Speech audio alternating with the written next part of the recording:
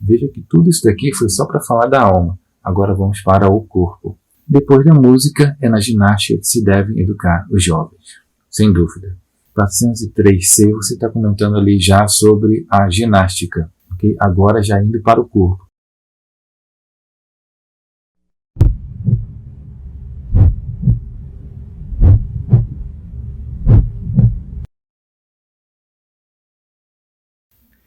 Devem, pois, ser educados nela cuidadosamente desde crianças e pela vida fora. Veja só que a educação, então, tem que ser pela vida fora, não é só durante a infância. Mesmo a pessoa idosa, velha, lá, adulta, ela continua treinando, continua fazendo a ginástica, ok? A educação do corpo é importante. Será mais ou menos assim, segundo penso. Examina tu também. A mim não me parece ser o corpo, por perfeito que seja, que, pela sua excelência, torne a alma boa, mas pelo contrário, a alma boa, pela sua excelência, permite ao corpo ser o melhor possível. Que te parece? O mesmo que a ti, né? Ou seja, é a alma boa que permite o corpo ser o melhor possível. Logo, se depois de termos tratado suficientemente do espírito, lhe entregarmos o cuidado de retificar o corpo, explicando-lhe só quais são os modelos, para não alongarmos, faremos bem? Veja bem, aqui o Sócrates está supondo, né, que a gente somente considere os modelos de um corpo saudável. Né? Ele vai fazer aqui uma série de exposições depois, né, sobre a questão da embriaguez. Né? Então, aquele corpo que se abstém da embriaguez seria um corpo que seria um modelo para a questão da retificação do corpo, ok? Para o cuidado com a retificação do corpo. Então, um modelo seria aquele que se abstém da embriaguez. Antes de mais nada, depois você vai ter aquele que cuida da alimentação, né? E agora quanto à alimentação? Por que estes homens são atletas e da maior das lutas, ou não? São. Veja então que aqui ele está comentando sobre a questão da alimentação, ele vai entrar em mais detalhes. Realmente observe que a educação é realmente integral, ele está considerando inclusive a parte física das pessoas, da formação das pessoas. Veja lá. Um ponto interessante então é que está começando a ser colocado aqui, logo de lado, né, você vê ali, é preciso uma dieta mais apurada para os nossos atletas guerreiros, que têm de estar sempre vigilantes, como cães, e porque precisam de ver e ouvir com toda a cuidade e, apesar de experimentarem nas suas campanhas muitas mudanças de líquidos e de alimentação, solheira e intempéries, não devem ser de saúde vacilante. Veja que interessante, né? Você aqui já relembra, né, que estamos falando dos guerreiros, dos atletas guerreiros, né? Que a gente está falando dos guardiões. A gente está educando os guardiões, não se esqueça disso. Mas a gente pode sim considerar de uma maneira geral para todos os gregos que eles sejam educados sim através da ginástica também, beleza? Veja então que esses guerreiros precisam estar sempre saudáveis, esses guardiões precisam estar saudáveis, e a dieta parece ser uma das maneiras de você tornar esses vigilantes saudáveis. Vamos seguir aqui para encontrar um determinado ponto, vamos lá. Algumas exposições aqui sobre a questão da comida, da carne assada e tal. Aqui bem ao lado, né? Bem aqui ao lado você vai ter.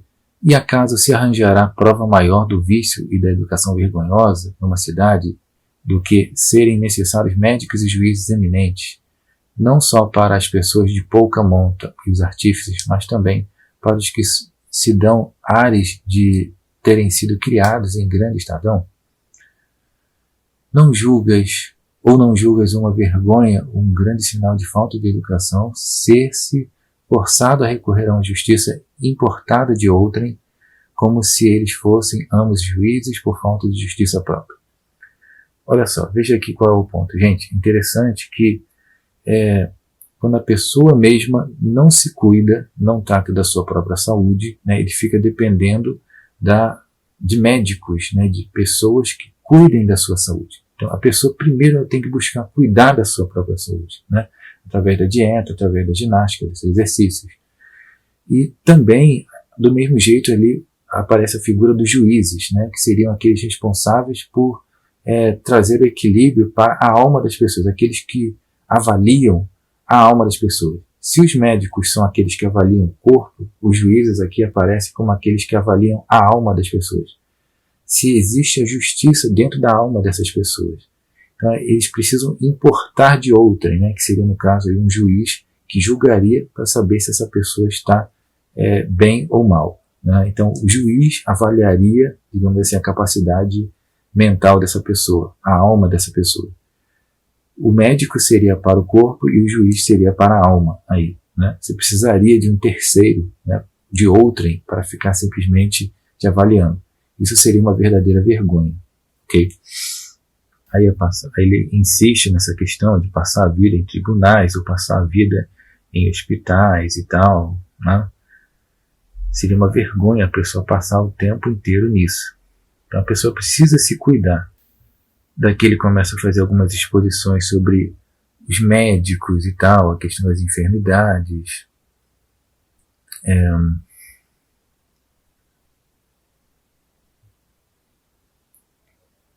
interessante aqui uma referência a Asclépios, né, que seria, digamos, um médico muito famoso que se tornou um herói na Guerra de Troia, porque ele, assim, por ter estado na Guerra de Troia, ele acabou se tornando muito famoso, se tornou um herói, depois foi até divinizado, houve templos, né, em honra a ele. Então a coisa assim foi bem longe, né, para você ter uma ideia. E até ele passou a ter seguidores, né, os Asclepíades, né. Então Asclépios então seria um médico muito famoso e que chegou a ter vários seguidores. Um desses seguidores seria um famoso seguidor, né, que é o Hipócrates. Depois vai ser comentado aqui. O Hipócrates simplesmente foi um grande médico que fez aquele famoso juramento, né, o juramento de Hipócrates. Já ouviram falar? Pois é aquele juramento que todo médico e enfermeiro faz quando termina sua graduação. Né? Esse é o juramento de Hipócrates. É interessante a gente imaginar aqui, então, que Hipócrates era um Asclepíade, antes de mais nada. E dentro dessa escola de Asclépio, né, ele simplesmente fazia lá uma exposição. Esse Heródico aqui, tá, gente? Heródico de... Deixa eu ver o nome aqui. Heródico de Mégara, né? Veja aqui na nota de rodapé, aqui do meu lado, Heródico de Mégara foi um dos primeiros a combinar cientificamente o exercício físico com a dieta, como meios terapêuticos. Olha só que interessante. Nesse contexto, então, da medicina, aparece também essa figura de Heródico de Mégara, que seria lá um dos precursores lá da educação física, juntamente com uma nutrição ali acompanhada, né? Você combinar isso de uma forma terapêutica. Bom, a gente vai seguir aqui com algumas reflexões, então, sobre os médicos e tudo mais, né? Sobre o que eles pensavam naquele período e tal. Mas eu acho que um ponto aqui é bem interessante, né? Veja lá o que Sócrates está comentando. Mas o pior de tudo é que dificulta toda espécie de estudo, de pensamento e de reflexão interior, pois é sempre suspeitado e acusado de provocar fadiga cerebral e vertigens, devidas à filosofia. De tal modo que, onde quer que se pratique e se ponha à prova a virtude, surge este entrave, porquanto faz com que se julgue sempre que se está doente e que nunca cessem as queixas sobre o estado físico. Observe que provoca fadiga cerebral e vertigens, né, que são muitas das vezes devidas à filosofia. A filosofia também exige um certo esforço, antes de mais nada, e exige uma certa dedicação. E quando você se depara então com uma situação em que você já não está com um corpo saudável, isso infelizmente vai prejudicar ainda mais para que a pessoa mesma se dedique ao estudo, se dedique ao pensamento e à reflexão interior. Então como o corpo é importante para o estudo. A gente pode começar a pensar em várias questões, né, no momento em que você está estudando. Qual é a postura que você fica ali na cadeira? Né? Como é que está a iluminação do local? Tudo isso influencia na maneira como você vai desenvolver o seu estudo. Okay? Eis aí uma reflexão interessante. E nesse ponto mais adiante, o Sócrates começa a ser até um pouco mais rigoroso. Ele fala o seguinte, que aqueles indivíduos que não têm, né, nenhuma salvação, digamos assim, nem deve ser aplicada a medicina a eles, né? Veja aqui, mais ou menos, deixa eu botar aqui no trecho, né? Aqui, mais ou menos, aqui, nesse ponto aqui, você vai ver que aquele que é incapaz de viver no círculo de ação que lhe foi descrito, entendia que não se devia aplicar terapêutica, uma vez que nada lucrava com isso, nem o próprio, nem o Estado. Veja só que o ponto aqui, né, do Asclépio. Parece que você não deve aplicar, né, a uma pessoa que já não tem mais salvação, por assim dizer.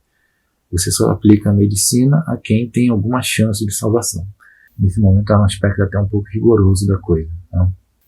E chegamos aqui no 410, num ponto que é bem interessante aqui, né? Você está falando dos juízes e dos médicos. E parece que exatamente na mesma comparação você também deveria deixar para lá, né, aqueles que não têm salvação. Olha só. Portanto, estabelecerás na cidade médicos e juízes da espécie que dissemos, que hão de tratar dentre os cidadãos os que forem bem constituídos do corpo e da alma, deixarão morrer os que fisicamente não estiverem nessas condições, e mandarão matar os que forem mal conformados e incuráveis espiritualmente. Olha só que coisa bem pesada, né? Você vai realmente chegar a mandar matar, né, aqueles que não forem bem conformados espiritualmente, né? Os juízes, né, que tratam da alma, e os médicos que tratam do corpo. Então aqui ele parece que é o melhor, né, para a cidade, para o todo, para o Estado, ponto, né? No entanto, é evidente que os jovens se precatarão, né, se prevenirão, né, por assim dizer, da necessidade da justiça, se cultivarem aquela música simples, da qual dissemos que gerava moderação. Ou seja, aqui há um aspecto da prevenção, ok? Platão está sempre dizendo o seguinte, olha só, é possível através da educação a gente exatamente prevenir que as pessoas cheguem a esse ponto de terem que ser eliminadas porque não se conformaram com a justiça na cidade, ou porque não se conformavam com a questão da saúde física, corporal, que não é necessário eliminar esses caras, né? Porque ali no caso da música, né, que envolve antes de mais nada a questão da justiça. Se a pessoa se preparou pela música muito bem durante a infância, durante a adolescência, por assim dizer, a pessoa não vai ter nem a necessidade de se envolver com a justiça do Estado, né? Não vai precisar dessa justiça vinda de outro, ok? Aí ele continua, né, ali embaixo.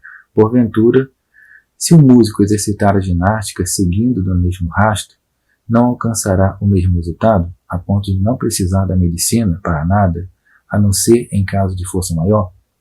Veja só, aquele educando, né, por assim dizer, que se dedicou à música, que se dedicou à ginástica, terá prevenido toda a sua vida de uma série de males que vai evitar que ele busque a medicina e que vai evitar que ele busque a justiça depois, né, a partir dos juízes. Não reparaste na disposição de espírito que adquirem os que passam a vida a fazer ginástica sem contato algum com a música, ou os que adquirem a disposição contrária?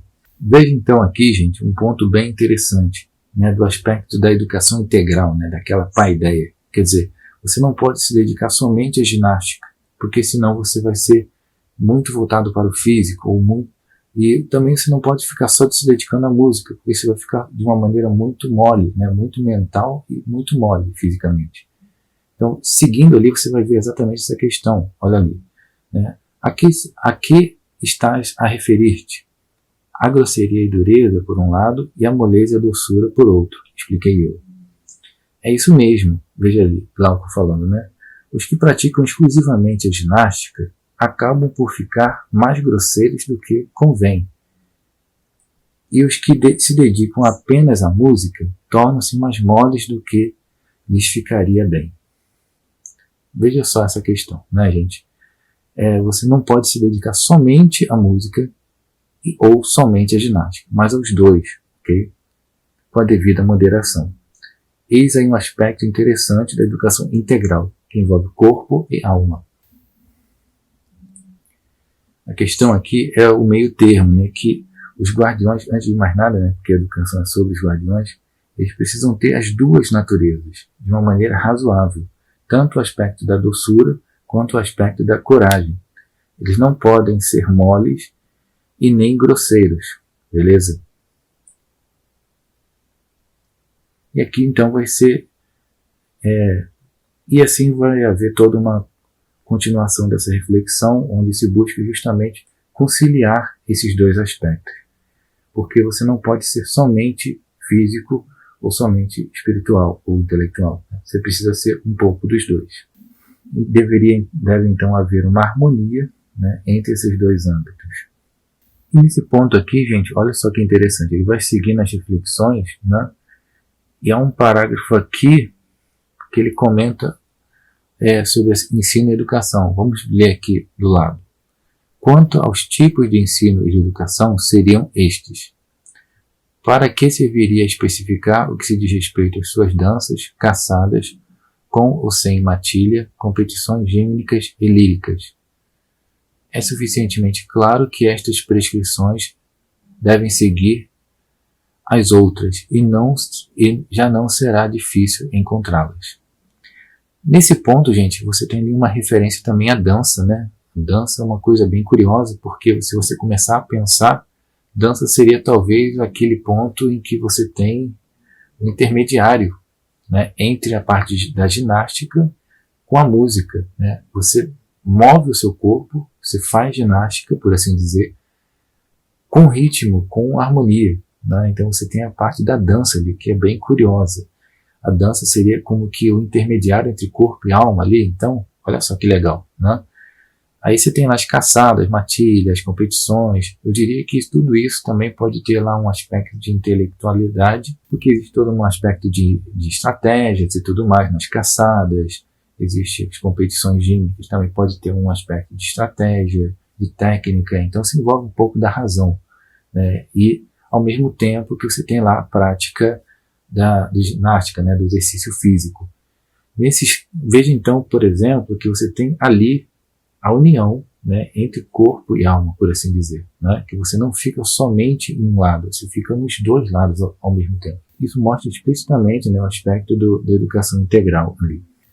E o interessante aqui é que ele começa a falar dos governantes, governados, que expõe um aspecto interessante, né, do lado social, né, do lado voltado para a cidade.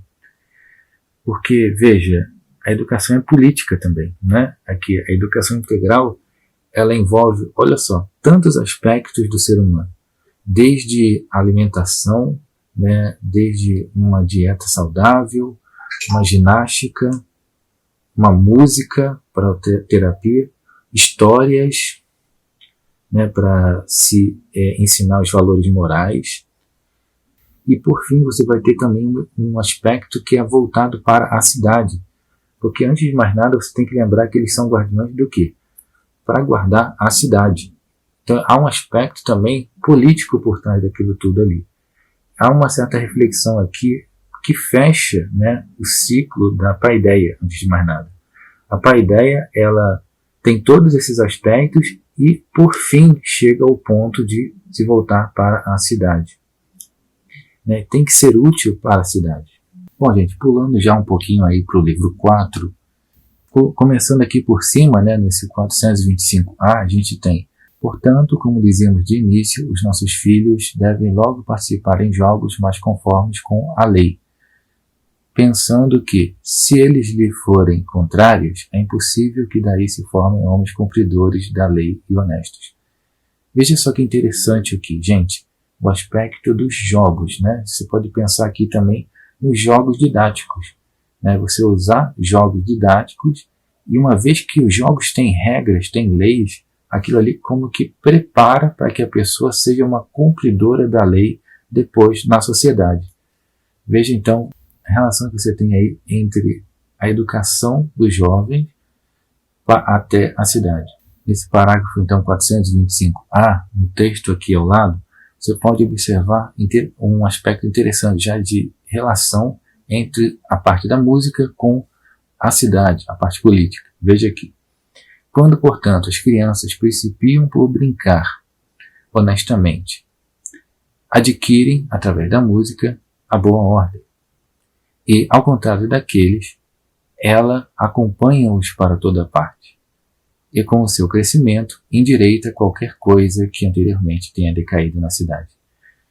É interessante aqui, gente, observar o seguinte: a criança, através da educação, né, a partir da música, ela adquiriu a boa ordem para ela, para si.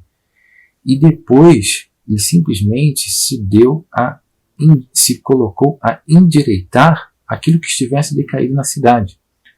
Então, tudo começou por mim, na medida em que eu fui bem educado a partir da música, e depois eu fui lá e endireitei o que estava errado na cidade.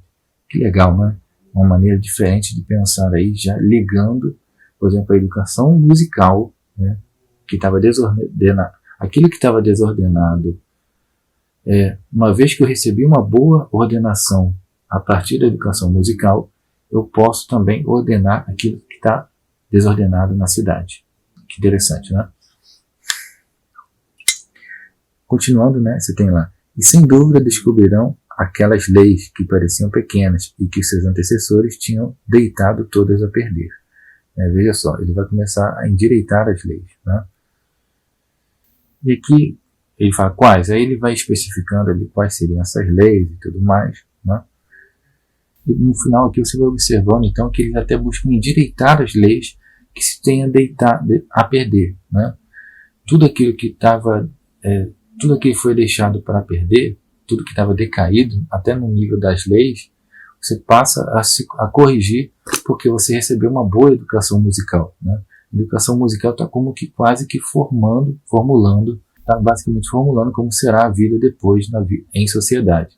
Indo um pouco mais adiante, no livro 5, mais especificamente no parágrafo 467A, nós encontramos aqui uma coisa bem curiosa, que diz respeito, antes de mais nada, à experiência, né? A educação a partir da experiência. Vamos ler para a gente poder entender melhor do que se trata. Temos ali então: por que farão campanha em comum e levarão para o combate aqueles dos seus filhos que forem robustos, a fim de que, tal como os filhos dos outros, dos artífices, contemplem a ação que terão de desempenhar depois de adultos. E, além do espetáculo, que possam ajudar a servir em tudo o que respeita ao combate e prestar assistência aos pais e às mães. Ou não reparas no que sucede quanto às artes, como, por exemplo, o filho dos oleiros servem de ajudantes durante muito tempo e observam, antes de tomar conta do ofício? Reparei, e bem. Acaso aqueles devem ter mais cuidado do que os guardiões ensinar os filhos pela experiência e pela observação do que convém? Seria ridículo. Então, gente, observe o seguinte.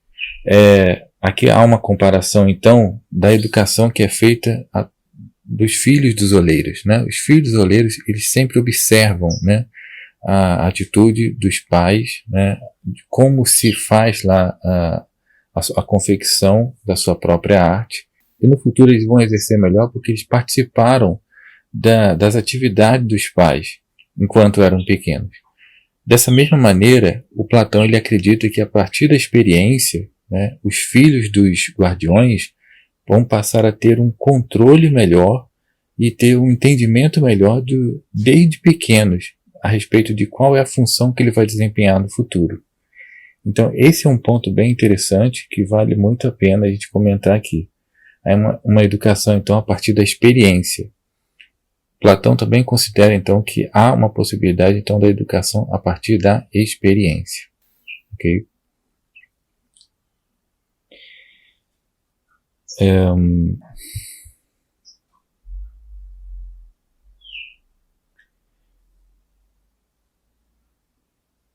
Aqui algumas reflexões sobre colocar a criança em risco, obviamente, porque, afinal de contas, vai levá-la para uma situação de combate e não se deve colocar numa situação de risco, evidentemente.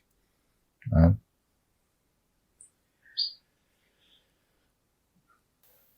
Olha que interessante, gente. uma referência aqui ao pedagogo, né? O pedagogo que era, na verdade, uma espécie de escravo naquela época, um servo, né, por assim dizer, que acompanhava, né, as crianças nas atividades didáticas e de ensino. Okay? Muitos deles acabavam por exercer também a função de mestres e de professores também. Okay? Mas, antes de mais nada, eram como que servos que levavam as crianças para a escola. Então, veja só, gente, que interessante, né? Aqui logo embaixo, né, a gente tem, em face disso, meu amigo, é preciso que as criancinhas tenham logo asas, a fim de que, se houver qualquer necessidade, fujam a voar. O que queres dizer? Que devem montar a cavalo o mais novos que possa ser, e que, depois de lhes terem ensinado a equitação, é que devem ser levados a espetáculo em cavalos que não sejam fogosos nem belicosos, mas os mais velozes e dóceis ao freio que seja possível. Assim contemplarão muito bem as ações que lhes competem e, se acaso for preciso, salvar-se-ão com toda a segurança, seguindo atrás dos seus chefes mais idosos. Então fica claro que realmente desde pequenos é necessário que eles sejam colocados em prática e aprendam pela prática, antes de mais nada, pela experiência. E, enfim, gente, nós chegamos então no livro 5 da República de Platão, onde agora você vai começar a falar de uma coisa bem curiosa, né? Da educação das mulheres. Pois é, esse é um tema aí que vai ser a primeira parte do livro 5 da República de Platão. Na primeira parte você tem toda uma série de debates ali um pouco constrangedores em relação às mulheres, né, que naquela época pareciam ser um assunto realmente um pouco polêmico. É interessante observar que o posicionamento de Platão parece muito avançado para sua época, muito avançado, né, porque ele estipula exatamente uma igualdade entre homens e mulheres. Olha que legal. Vamos tentar justamente dar uma lidinha sobre isso aqui. Porque isso vai implicar, obviamente, que a educação feminina, a educação das mulheres, deve ser idêntica à educação dos homens. Olha só que legal. Seguindo aqui, né, você vai ter lá, então, 455A, né, 455D. Né? Deixa eu ver. Vou botar logo a conclusão, né, do raciocínio que ele teve, para você ver o posicionamento que Platão tem a respeito dessa questão. Vamos lá, aqui, ó, bem do ladinho aqui em cima, você tem lá, logo, não há na administração da cidade nenhuma ocupação, meu amigo, própria da mulher enquanto mulher, nem do homem enquanto homem, mas as qualidades naturais estão distribuídas de modo semelhante em ambos os sexos, e a mulher participa de todas as atividades, de acordo com a natureza, e o homem também, conquanto em todas elas a mulher seja mais débil do que o homem. Pois bem, gente, muito legal toda a ideia ali de uma igualdade entre homens e mulheres, e as mulheres participam de todas as funções, de todas as atividades. Okay? Essa é a conclusão que Platão vai ter. E é claro, tem uma mordidinha ali no final, né? Você vê a mulher um pouco mais frágil do que o homem, pelo menos em termos de força física. Então você acabava realmente considerando a mulher como mais débil do que o homem. Tá? Então assim, não pense de uma maneira ofensiva, estava querendo humilhar a mulher. Mas era o que eles viam, né? E o que eles podiam compreender naquela época. Tá, ok? É isso que acabava acontecendo, né? E o mínimo que se tinha. Mas você observa ali o esforço de Platão de tratar realmente homem e mulher como iguais e que as mulheres precisam exercer as funções e exercem as mesmas funções que os homens. Olha só que legal, né? No pensamento antigo, lá da Idade Antiga. Se você comparar com o que o Jean-Jacques Rousseau afirmou na Idade Moderna sobre as mulheres, lá no livro 5 do Emílio, né, na obra Emílio, você vai falar assim, poxa, cara, como é possível que alguém em plena Idade Moderna, no século XVIII, né, como Jean-Jacques Rousseau, falou umas coisas tão terríveis sobre a mulher, né, ou separando tanto a mulher do homem lá, em termos de função social, enquanto aqui Platão, no século V a.C., 4 a.C., né, simplesmente estava lá já muito mais avançado. Como é possível que alguém do século IV a.C. seja mais avançado do que alguém do século XVIII, depois de Cristo? Pois é, o tempo não quer dizer nada, né? O cara ser da Idade Antiga, né, Platão lá, e Rousseau ser da Idade Moderna, em pleno iluminismo, não quer dizer nada. Você vê que o cara lá da Idade Antiga pode ter um pensamento muito mais avançado do que alguém da Idade Moderna, beleza? Porque, na verdade, a gente também pode diminuir o nível ao longo da história. Só porque o cara está num período posterior não quer dizer que ele tenha exatamente avançado. Pode ser que ele tenha regredido, tá bom? Perceba bem isso, essa questão também. Às vezes a gente tem aquela ilusão de porque uma coisa é mais moderna, mais atual, vai ser melhor. E não tem nada a ver, né? Eis aí um exemplo bem forte disso. Platão acaba sendo bem mais avançado do que Rousseau, por exemplo. E seguindo aqui na leitura, você vê logo de cara, né? Então mandaremos fazer tudo aos homens e nada às mulheres? Como, né? Como seria, né? No caso aqui é uma expressão meio que de indignação. Seria isso? Mandaremos fazer tudo aos homens e nada às mulheres? Como? Mas há, segundo o julgo, né, no caso aí o posicionamento dele, e como diremos, umas mulheres dotadas para a medicina e outras não. Umas para a música e outras, por natureza, amusicais. E, sem dúvida, e não as há capazes dos exercícios físicos e da milícia, e outras incapazes da luta e que não gostam de fazer ginástica? Acho que sim. Pois então, e não as há amigas do saber, e outras que o detestam, e umas irascíveis, outras apáticas? Também. Olha só que interessante, né? As mulheres que são amigas do saber. Quem são as amigas do saber, gente? As filósofas, né? Veja que Platão considera as mulheres também muito bem como passíveis de serem filósofas, sem problema nenhum. Tá? Então, existem aquelas que são filósofas e aquelas que não são. Perfeitamente compreensível. Tá? É isso que ele está separando. Existem aquelas que têm aptidão e aquelas mulheres que não têm. Mas não é por serem mulheres que elas têm isso. É por aptidão mesmo ali da pessoa, né? Individual da pessoa. Há, sem dúvida, a mulher guardiã e a que o não é. Ou não escolhemos para guardiões homens com essa natureza. Pois bem, você observe, por exemplo, que os homens também são assim. Os homens separam aqueles que são próprios para os guardiões e aqueles que não são, e aquelas mulheres também que são próprias para guardiães e não são, e aquelas que não são. Então você separa uma das outras. Obviamente você escolhe somente aquelas que são próprias para serem guardiãs, ok? A aptidão natural, tanto do homem como da mulher, para guardar a cidade é, por conseguinte, a mesma, exceto na medida em que a desta é mais débil e a daquele mais robusta. Pois bem, novamente aquela ideia do débil e do robusto, né? Que é aquela mordidinha básica do pensamento antigo. Pois bem, gente, você observa então que você admite que há mulheres que têm natureza para o exército, para militares, tá? Para serem militares. Existem mulheres que têm natureza para serem amigas do saber, filósofas, e assim vai. A capacidade que cada mulher tem em particular. Okay? Você vai observando que cada mulher tem a sua capacidade em particular. E essa capacidade em particular seria determinada pela sua natureza. Ora, não devem atribuir-se a naturezas iguais, ocupações iguais? Devem. Demos, por conseguinte, uma volta que nos trouxe ao nosso ponto de partida e concordamos em que não é contra a natureza atribuir o aprendizado da música e da ginástica às mulheres dos guardiões. Eis aí então, gente, um fim, né, que a gente pode dar um ponto final aqui no ponto que diz respeito às mulheres, porque a partir daqui ele vai falar de outros assuntos, né?